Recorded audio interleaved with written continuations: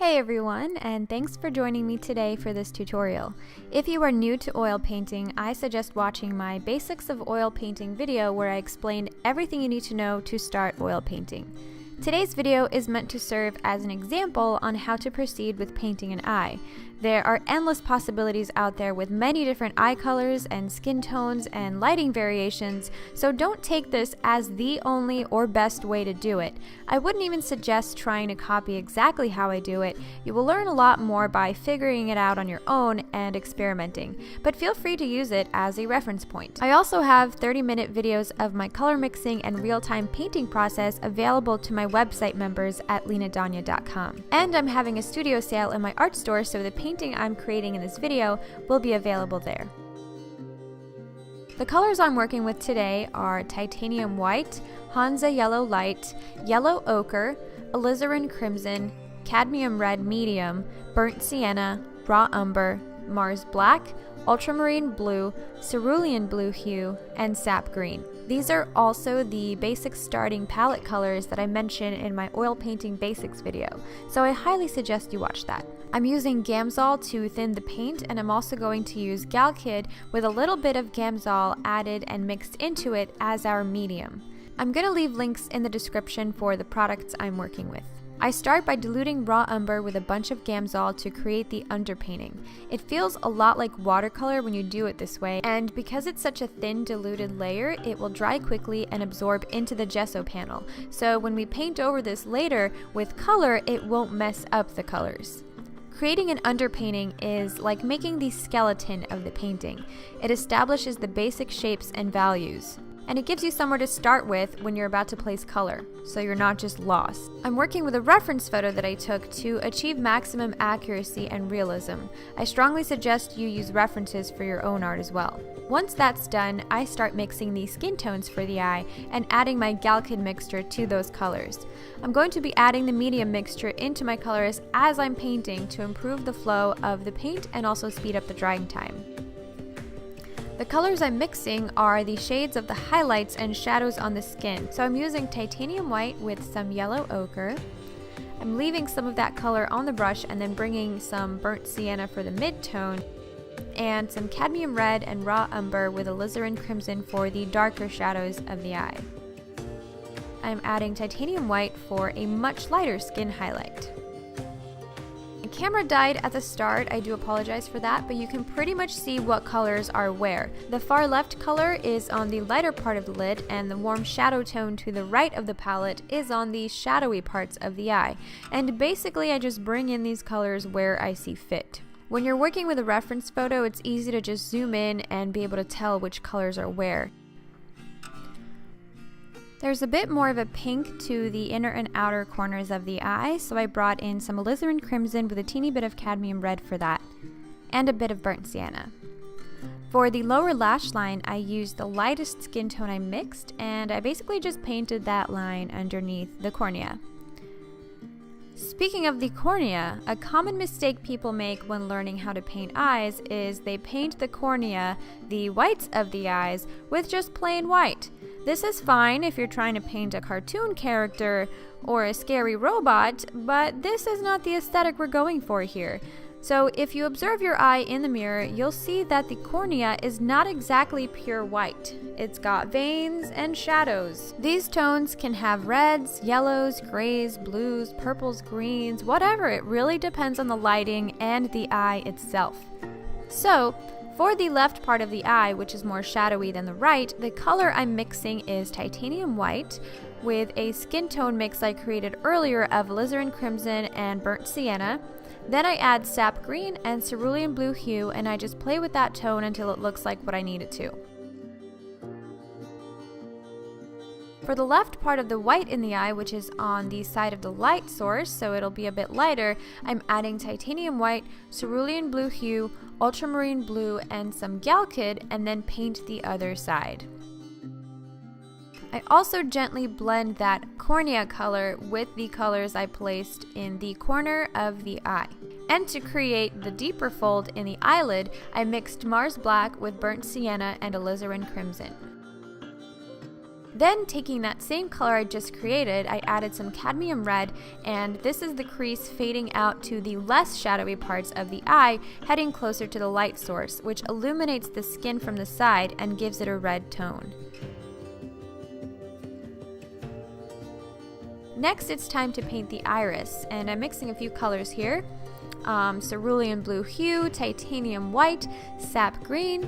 Then I mixed Mars black with sap green and ultramarine blue. This darker color will be for the upper shadowy parts of the eye and the outer ring, which has a bit more green in it. So I take that same color, add in some sap green, cerulean blue hue, and I use that same color again, but this time I'm adding some yellow ochre, Hansa yellow light, and burnt sienna for the part that's closest to the pupil, which is going to have some more warm colors in them. And then I begin gradually filling in the iris with the colors I created.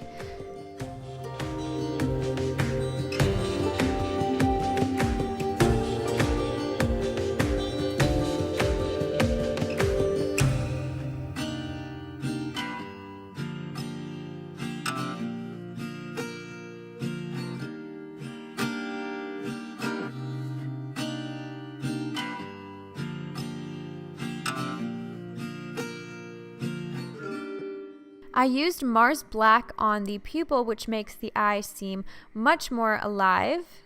And the colors around the pupil have a more yellow, burnt sienna, and greenish color.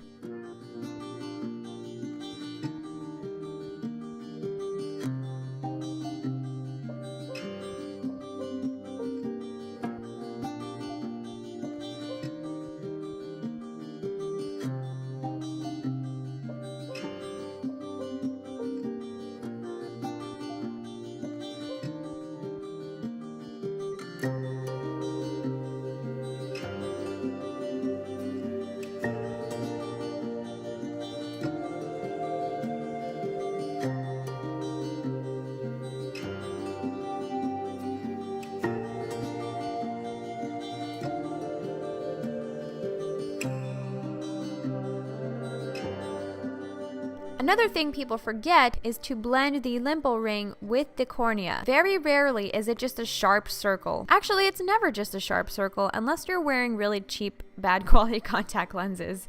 And of course, that's going to make us look like a creepy doll or a scary robot. So in order to make it look natural, you have to fade that limbal ring into the cornea ever so slightly. So I added some of that cornea mixture I created later. That is such a weird thing to say, cornea mixture, with the iris colors I created with the bluish green, and then very gently dabbed it over with a dry brush. I also blended the burnt sienna, alizarin crimson color I used in the upper lash line with the dry brush to just give it a little bit more of a soft appearance. And I gradually just continue working out the details of the iris and skin tones as I see fit, building up the shadows of the eye and highlights.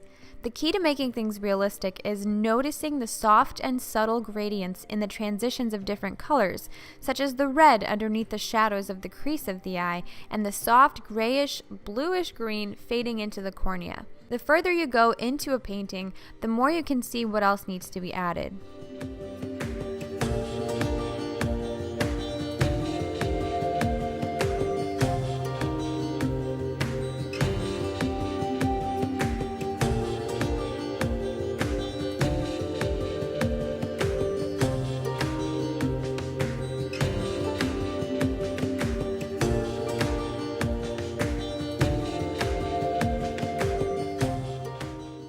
Next, I added the light reflection on the iris, which is just a circle since my light source was a lamp. I also added very subtle eyelash reflections in that light.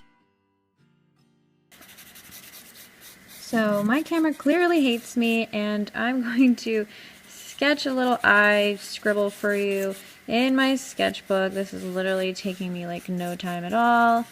I just want to show you guys how I drew those eyelashes, since I couldn't film it. So you're gonna have like a little bit of a direction to go from.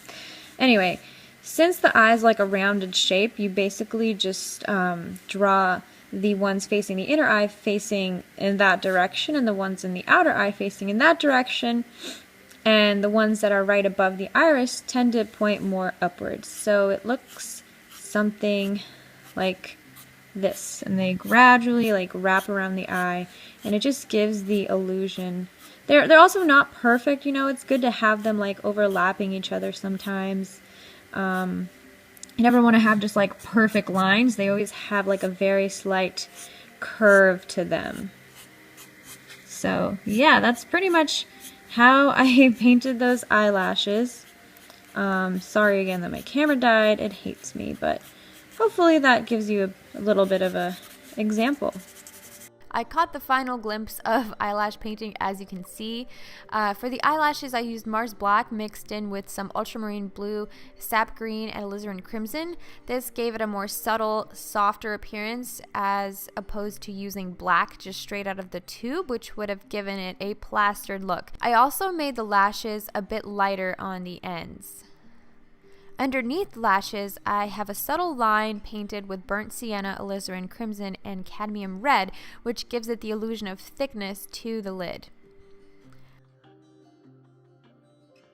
Well, that is it for this tutorial. I hope it was a little helpful to you guys. Let me know what else you would like to see a tutorial for.